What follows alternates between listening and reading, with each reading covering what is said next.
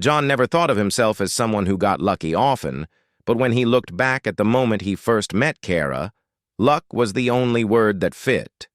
He had been part of the university's interspecies housing program, mostly because rent was high and the program covered half the cost.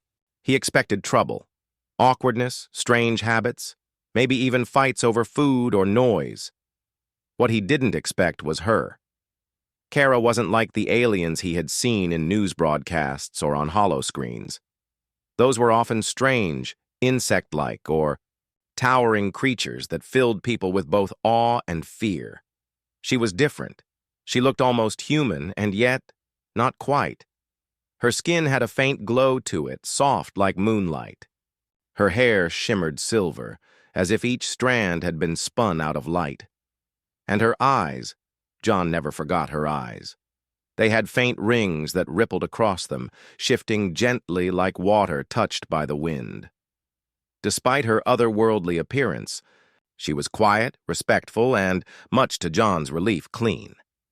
She didn't leave dishes in the sink, didn't blast music at 3 a.m., and didn't complain when he left laundry in the dryer. She even laughed at his terrible jokes, the kind that had made past roommates groan. She wasn't just an alien. She was, strangely enough, a friend. In those first few months, life with Kara settled into a rhythm. John would work late shifts at the campus cafe, dragging himself home tired and smelling of coffee beans. Sometimes she would be waiting in the kitchen, reading one of his old books with careful fascination, as though Earth literature was some kind of treasure chest. Other times she would quietly hum songs he didn't recognize, her voice soft and haunting like a lullaby from the stars. But there were odd things, too. Small things John noticed but never pressed on. She barely ate, and when she did, it was in tiny amounts, almost like tasting instead of feeding.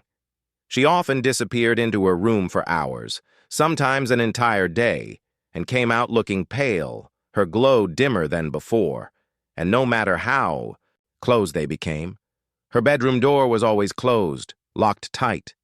John respected her space. Everyone had secrets. He had his own, memories of family arguments, regrets about dropping out of sports, the quiet loneliness that crept in when nights got too long. So he never asked, never knocked, until that night. It was late. The cafe had been brutal, endless lines of students demanding caffeine before exam week. John's feet ached, his shirt smelled of spilled espresso, and his head buzzed with exhaustion. All he wanted was to crash onto his bed and sleep. But as he passed Kara's door, he thought he heard something. Not music. Not her soft voice humming. Something else. A low hum, almost mechanical, like the vibration of wires under tension. It wasn't loud, but it pressed against his ears in a strange way, like it was crawling under his skin. "Kara?" he called softly. No answer. He paused. Normally he would have left it. She valued her privacy, and he respected that. But the sound unsettled him, like the walls themselves were alive. Without thinking, without knocking, he turned the handle and pushed the door open. The moment stretched like an eternity. The room was nothing like he imagined. He had expected a desk, a bed, maybe some alien decorations. Instead, what he saw made his breath catch in his throat and froze his feet to the floor. Kara wasn't sleeping. She wasn't resting. She was standing in the center of the room, her entire body glowing from the inside. Her chest radiated with pulses of light, bright, enough to shine through her skin, veins of fire running beneath her surface like living constellations. Her silver hair floated as if caught in an invisible current, drifting slowly around her head, and in her hands, suspended between trembling fingers, was a shard, a piece of crystal, jagged and sharp, hovering as though gravity itself had forgotten. Each time her chest pulsed, the shard pulsed with her, releasing waves of energy that made the air tremble and the walls hum. John's mouth went dry. His roommate, his friend, the quiet girl who laughed at his jokes and folded laundry with him, She looked nothing like that now. She looked like something out of a dream or a nightmare, something fragile, something breaking. For the first time since they met, Kara wasn't the calm, composed figure he knew. She looked vulnerable, her body trembling, her glow flickering like a candle struggling against the wind. And then she turned, her eyes locked onto his. Not with annoyance, not with embarrassment, with fear. The hum stopped. The shard fell, shattering, into mist before it even hit the ground. Her glow dimmed instantly, her silver hair collapsing around her shoulders. She stumbled, gasping, clutching at her chest as if she were holding herself together. John didn't move. He couldn't. His mind screamed at him to say something, to ask, to apologize, anything. But all he could do was stand there in the doorway, heart racing, realizing that in one careless moment he had stepped into something far bigger than he ever imagined. And Kara looked at him with wide, tear-filled eyes and whispered the words that shattered his world. You shouldn't have seen this. John's breath caught in his throat. The room around him seemed to shrink, his ears still ringing from the hum that had filled the air only moments before.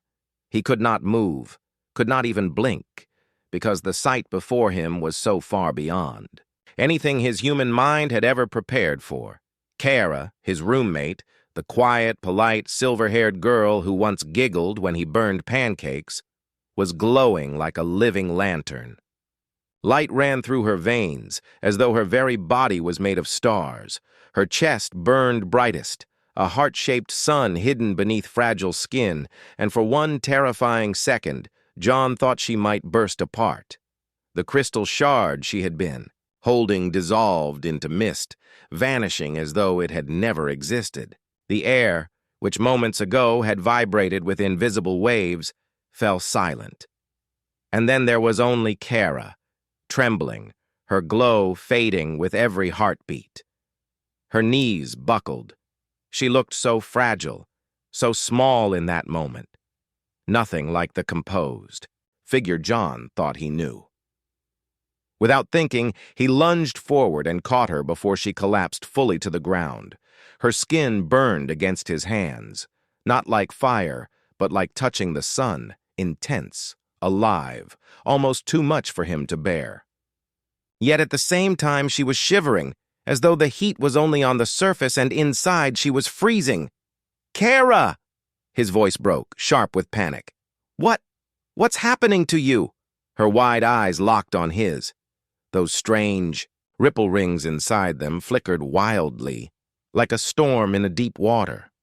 Tears shimmered, not like human tears, but tiny drops of light that rolled down her cheeks, glowing faintly before fading into the air. "You shouldn't have seen this," she whispered again, but her voice was weaker now, trembling. I didn't want you to."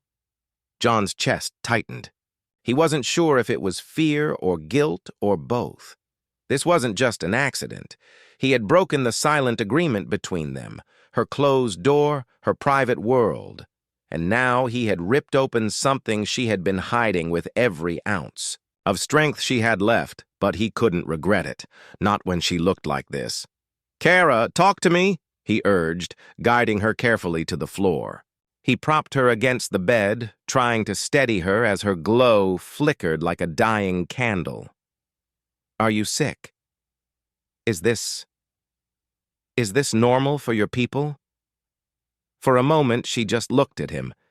It was a look that seemed to stretch forever. Fear, pain, and something else he couldn't place. Finally, she closed her eyes, and when she spoke, her voice cracked like glass. "No," she said softly. "It is not normal. It is the end."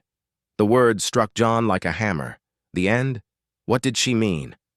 His throat felt tight, but he forced himself to keep his voice steady. "The end of what?" She opened her eyes again, tears still glowing, faintly. Her lips trembled as she spoke, each word heavy with sorrow. "The end of me." The silence that followed was unbearable. John's pulse roared in his ears. His hands, still holding her shoulders, felt numb. He wanted to deny it, to laugh it off, to say she was being dramatic. But nothing about this was a joke. Her glow, her tears, her breaking body. It was all too real. "You're dying," he whispered, unable to believe his own voice. Kara's head dipped in the faintest nod. She tried to smile, but it crumbled into another tear. "Yes, slowly. I have been for months." John's mind spun. He thought back, her quiet meals, her long disappearances into her room, the way her glow sometimes dimmed as though someone had turned down a light. It all made sense now. She had been fighting something, hiding something, and he hadn't seen it. Or maybe he hadn't wanted to. His chest ached with guilt. "Why didn't you tell me?" Kara gave a broken laugh, soft and bitter. "Because you are human. And humans, you already carry so much weight. I did not want to place mine on your shoulders."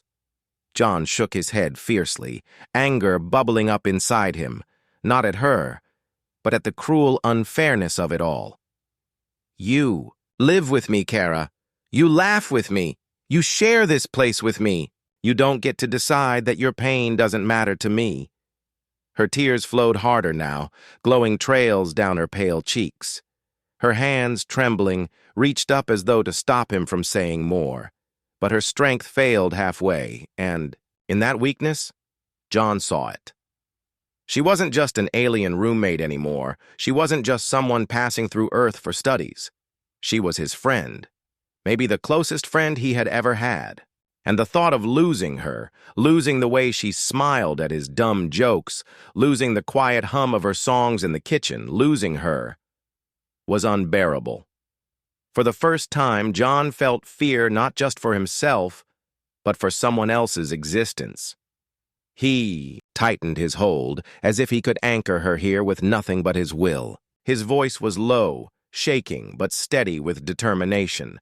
"Kara, I don't care what you think I can handle. You don't have to face this alone." Her eyes widened, shimmering like galaxies through tears.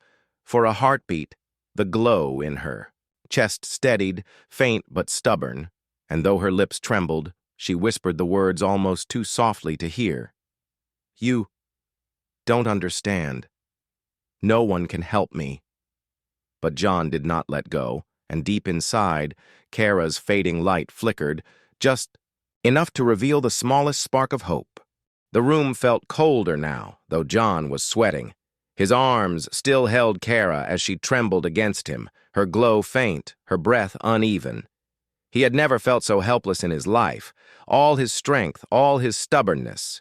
It meant nothing when faced with a truth like this. She was dying. That word echoed again and again in his mind, louder each time. Dying. It wasn't a flu. It wasn't stress from classes. It wasn't some small alien quirk. It was the end, and she had been carrying it in silence. John swallowed hard, trying to calm his racing heart. He needed answers. He needed to know what he was fighting, even if Kara believed there was no fight left. "Please," he whispered, his voice almost breaking. "Tell me what's happening. I need to understand." Kara's hands clutched at her chest as though holding herself together. For a long moment she didn't speak. Her silver hair, still faintly floating, began to settle as her glow dimmed further. She looked like she wanted to hide from him, curl up and vanish. But his presence, his stubborn grip, kept her there. At last, she drew in a shaky breath. "My people." Her voice was weak but steady enough. "We are not like you. We are not only flesh and bone. Inside each of us is a shard, a fragment of our star. It is our heart, our energy, our life. Without it, we do not exist." John stared, trying to grasp her words. A shard? A star? He wanted to laugh at how impossible it sounded, but he couldn't, because he had seen it. He had seen her glowing chest, the shard pulsing with her very heartbeat. And yours? He asked carefully, afraid of the answer. Kara's eyes flickered with sorrow. Mine is broken. It has been fracturing for a long time. Away from my home, away from the energy of my people, it weakens faster. I thought I could last, but every day it crumbles more. Her voice cracked at the last words. She pressed her face into her palms, and John saw her shoulders shake. I didn't want you to see me like this, she whispered. Not weak, not falling apart. I wanted you to remember me as strong, as someone who belonged here.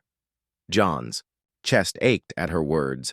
How could she think she didn't belong? She had become part of his life, part of his small world. The thought of losing that light was unbearable. He reached out, gently pulling her hands away from her face. Her eyes, glowing with tears, met his. You're not weak, he said firmly, though his throat was tight. Hiding this, carrying this alone for so long, that strength I can't even imagine. But Kara, you don't have to carry it anymore. Not alone. Not while I'm here. For a heartbeat, she looked at him as though she didn't believe him. Then her tears spilled faster, glowing droplets sliding down her cheeks. You don't understand, John, she cried softly. There is no cure, no medicine, no ritual. When a shard breaks, it cannot be repaired. I am living on borrowed light. And when it fades... Her voice faltered, and she couldn't finish the sentence. But John understood. She was saying goodbye before it was even over. A storm of emotions raged in him. Fear, grief, anger. Anger not at her, but at the universe itself.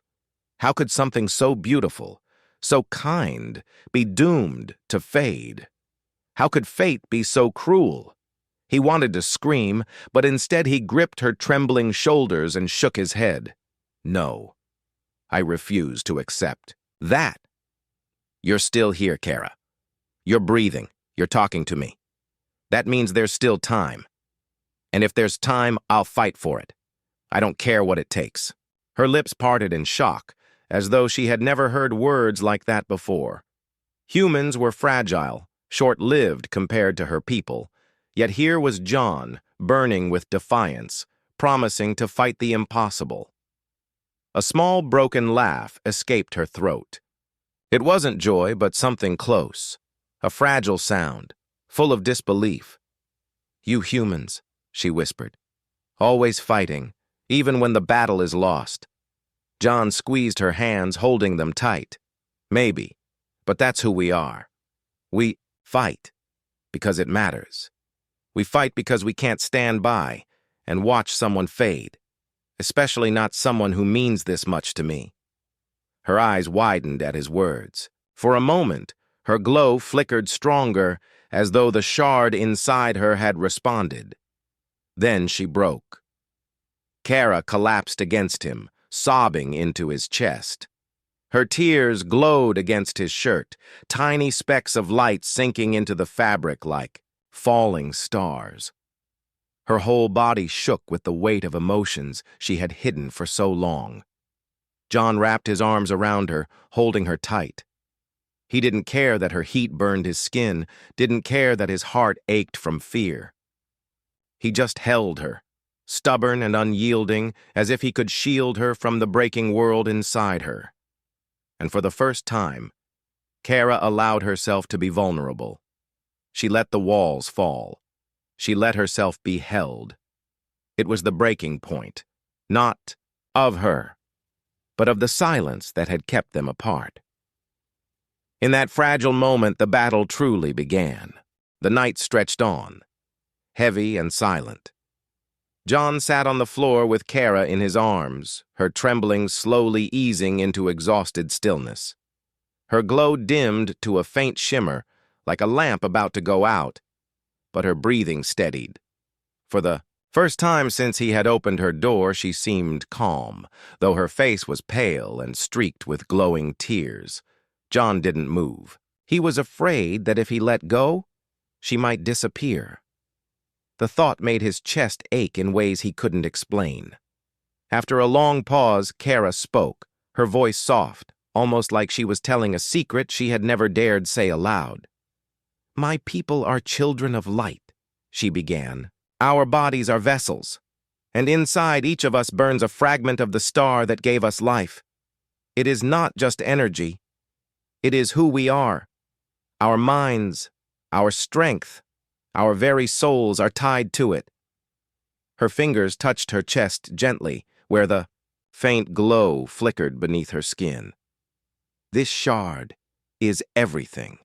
But away from our world, away from the great heart of our star, the shard weakens. Slowly, quietly, it cracks, and when it breaks, so do we." John's throat tightened as he listened. Each word felt like a weight pressing down on him. He remembered the nights she stayed locked away, the way her glow had sometimes dimmed to almost nothing, the times she smiled through obvious exhaustion. All of it made sense now. "How long?"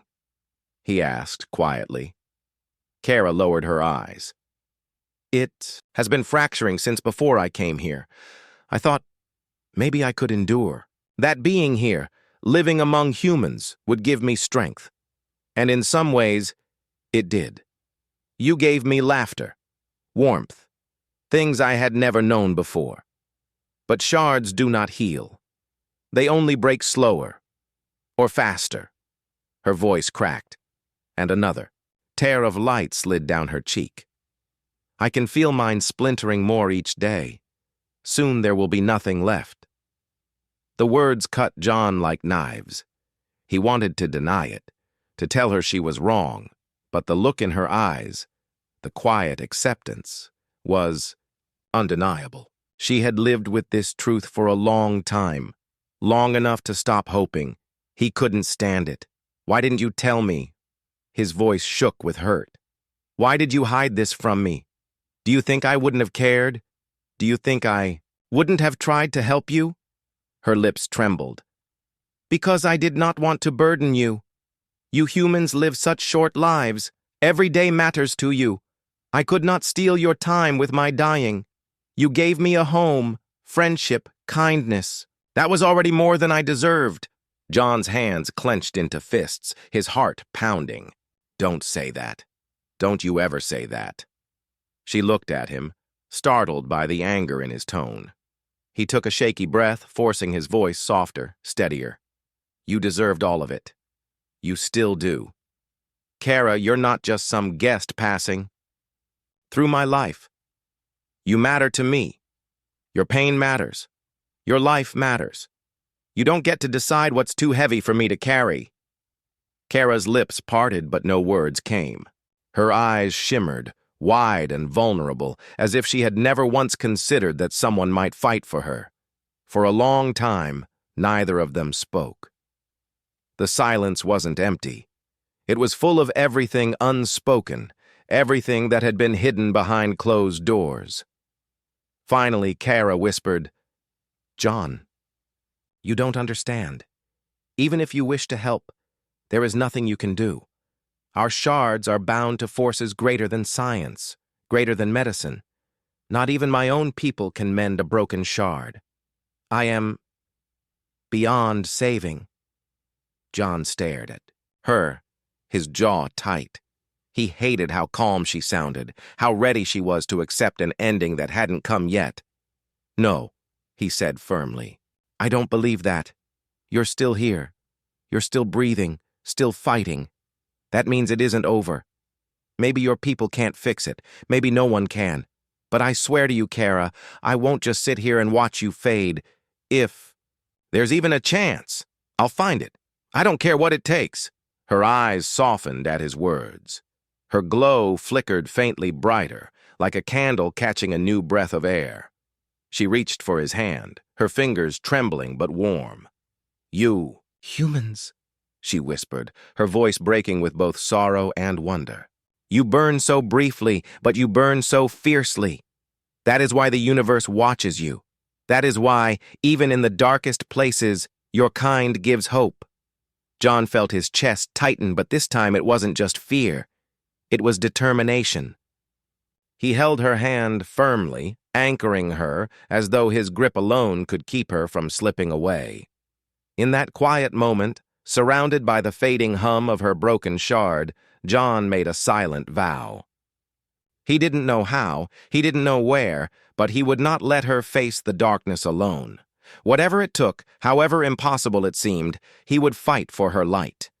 And somewhere deep inside Kara's fading shard, the faintest spark flared, as if it too refused to give up. The night pressed heavily against the windows, but inside the room it felt like the universe itself was holding its breath.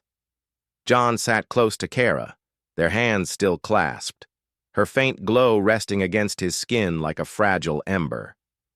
He could feel her weakness in the way her fingers trembled, the way her shoulders slumped as though even sitting upright was too much effort. Yet her eyes never left his. She had spoken of endings. She had accepted them.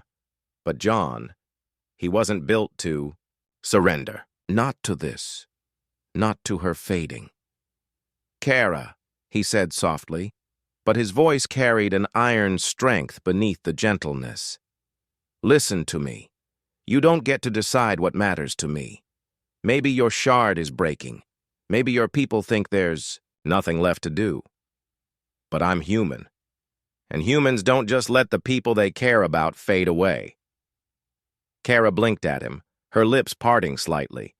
His words seemed to stun her more than the weakness of her shard. Her chest rose and fell as she searched for a reply, but nothing came. John pressed on, his voice gaining strength. You said humans live short lives. You're right. We do. But that's why we fight so hard. That's why we don't waste time. Every moment counts for us, and that means the people we care about count even more. You've been living with this pain alone for months, and you think it doesn't matter to me? Kara, it matters more than anything. Her eyes shimmered, filling, again with glowing tears. John! No. He shook his head fiercely, refusing to let her finish with doubt. You don't have to carry this alone anymore. Not while I'm here. I don't care if it's impossible. I don't care if the universe says no. I will fight for you. Even if all I can do is sit here with you, even if all I can do is remind you that you're not alone, I will do it. That's my answer. That's the human answer. The silence after his words was heavy, but it wasn't empty. Kara's chest glowed faintly brighter, as though her shard had responded to his defiance. For the first time, there was no wall between them, only truth laid bare. Her lips trembled, and then her composure shattered completely. She broke into tears, not the quiet, hidden ones he had glimpsed before, but deep sobs that shook her whole body. Glowing drops rolled down her cheeks, each one falling like a tiny star onto his hands. John's arms moved on instinct. He pulled her close, wrapping her in an embrace so tight it felt like he was holding her life itself. She clung to him, fingers curling into his shirt, her tears soaking into the fabric. For minutes, maybe hours, they stayed like that. John whispered nothing, because there were no magic words to fix what was happening. But sometimes silence and the warmth of another heartbeat could speak louder than anything. When her sobs finally softened into trembling breaths, Kara pulled back slightly. Her silver hair clung to her tear-streaked face, her glow faint but steadier than before. She looked at him as if seeing him for the first time, truly seeing him. You are strange, she whispered, her voice raw. So fragile, and yet you fight harder than any of us. I thought I came here to learn about humans, but I never expected this. I never expected you. John gave her a small, tired smile. That's just who we are. Fragile, stupid, stubborn. But we don't let go of the people we care about. Not without a fight. Her lips curved into the faintest smile, though tears still clung to her lashes. She leaned her forehead against his, the warmth of her glow brushing his skin. Then maybe, she said softly, I do not have to fade alone. John's chest tightened, but this time it was not just pain. It was something stronger, fiercer. A promise. You won't, he whispered back. I'll be here, always. For the first time, Kara allowed herself to believe him. She closed her eyes, resting against him, her shard glowing faintly brighter with every passing moment. And though John didn't know how, didn't know what tomorrow would bring, he knew one thing with absolute certainty. He would not let her face the darkness without him. In that quiet night, as stars wheeled silently over Earth, Kara's fading light found a fragile but powerful anchor, a human heart that refused to let go. The days that followed were unlike anything John had ever known. Life with Kara changed. It wasn't just about rent, shared meals, or quiet evenings anymore. Every moment felt fragile, precious, like glass that could shatter if he looked away. Kara's shards still flickered, sometimes bright, sometimes faint, but John refused to leave her side when the light dimmed. He sat with her during long nights, keeping her company when pain bent her shoulders and exhaustion closed her eyes. He read to her from his favorite books, even when he thought she wasn't listening. He told her stories about Earth, about thunderstorms that made the windows rattle, about fireworks that painted the sky, about the taste of ice cream on a hot day. Sometimes, when the pain was worse, she would hum softly, strange alien melodies that carried sorrow and beauty at once. John would close his eyes and listen, letting her voice wash over him. Even in weakness, she sounded like the stars themselves. We're speaking. Through it all, John never let go of her hand. It became a silent promise. As long as he held on, she wasn't alone. Kara, at first, resisted. She told him more than once, "You should not waste your life sitting here with me. Your time is too short."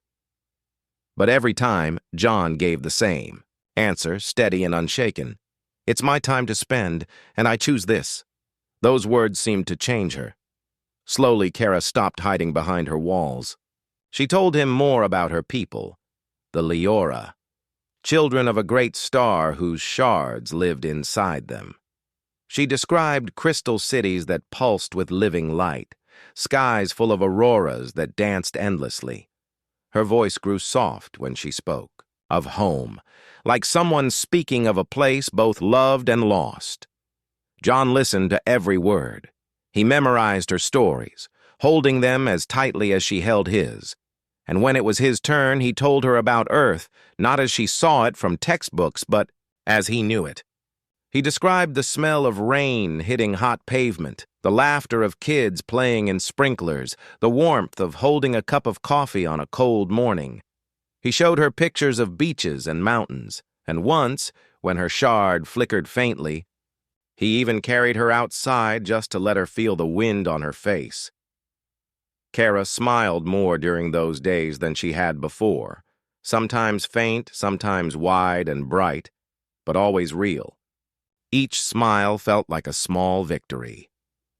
One evening, as they sat together on the balcony, the sun dipped below the horizon, painting the sky orange and gold.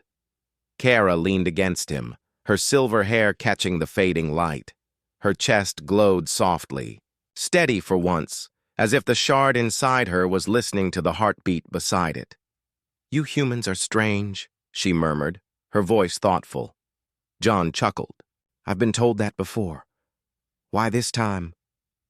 "You burn so briefly," she said, her eyes reflecting the last rays of the sun. "But you burn together. When one of you falters, another reaches out.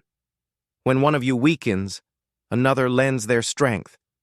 My people, we carry our shards alone. We are light, but separate.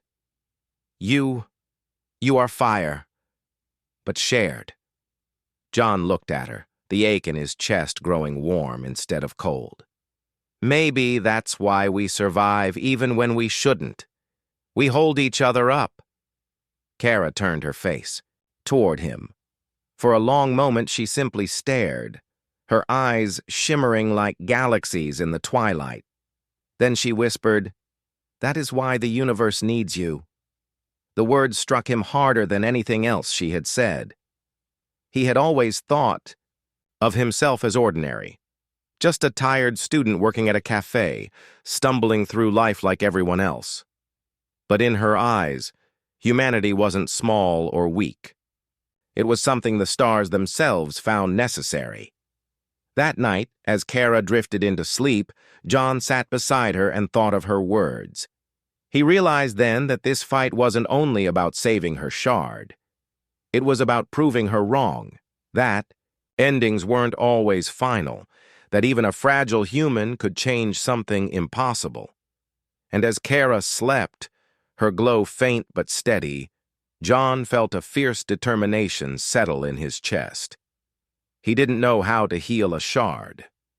He didn't know if it was even possible, but he knew one thing. He would keep fighting, keep holding on, keep sharing his light until the very end. Because if Kara's shard was breaking, then he would be the glue holding it together. And maybe, just maybe, that stubborn human fire would be enough. The months passed slowly, like a fragile dream John was afraid to wake from. Each day felt borrowed, each night a gift. He never forgot what Kara had told him, that her shard was breaking, that one day it would fade completely.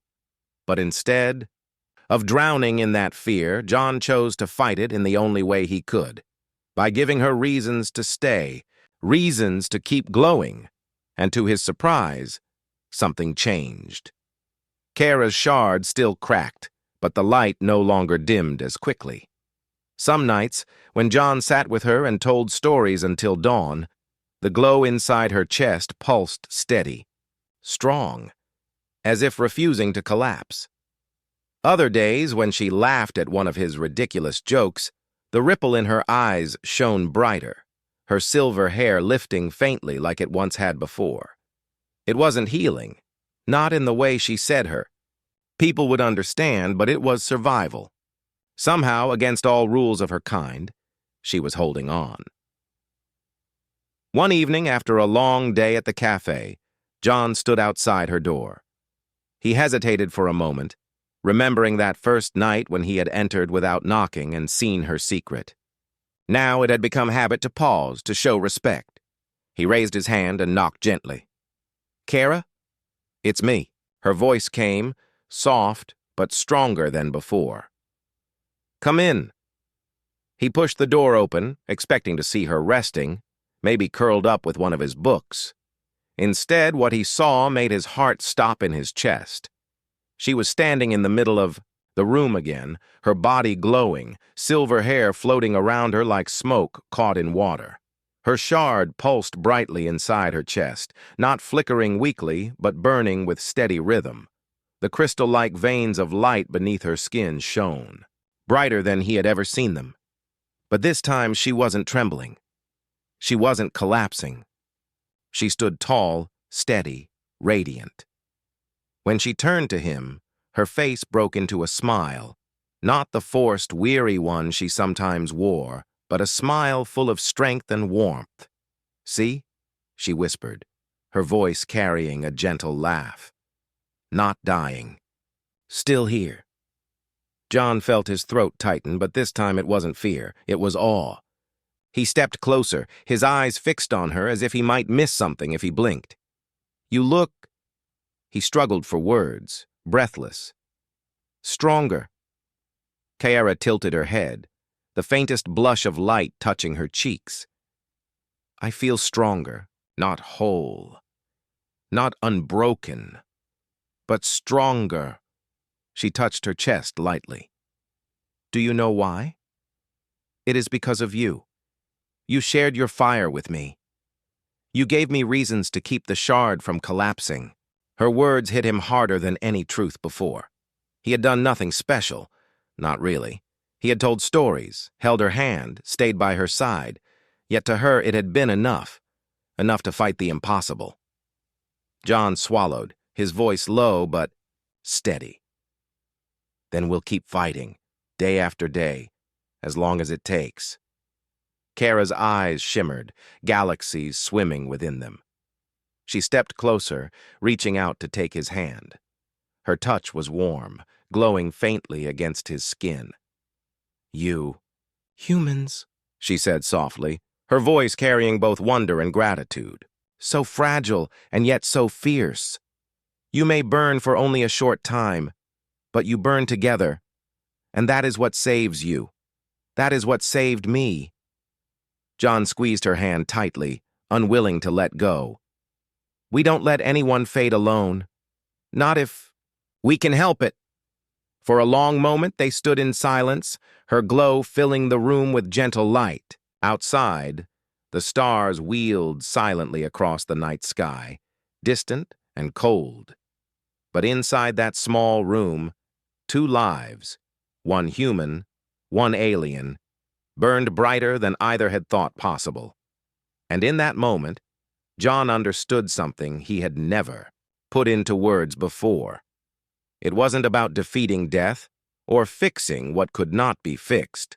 It was about standing together in the face of it, refusing to let fear steal the light of the present. Kara's shard was still fractured, still fragile, but it burned steady. Not because of rituals or science, but because she no longer carried the weight alone. And John, ordinary, fragile John, had become the anchor for a life from the stars. As she leaned into him, her glow steady and warm, John realized the truth Kara had given him all along.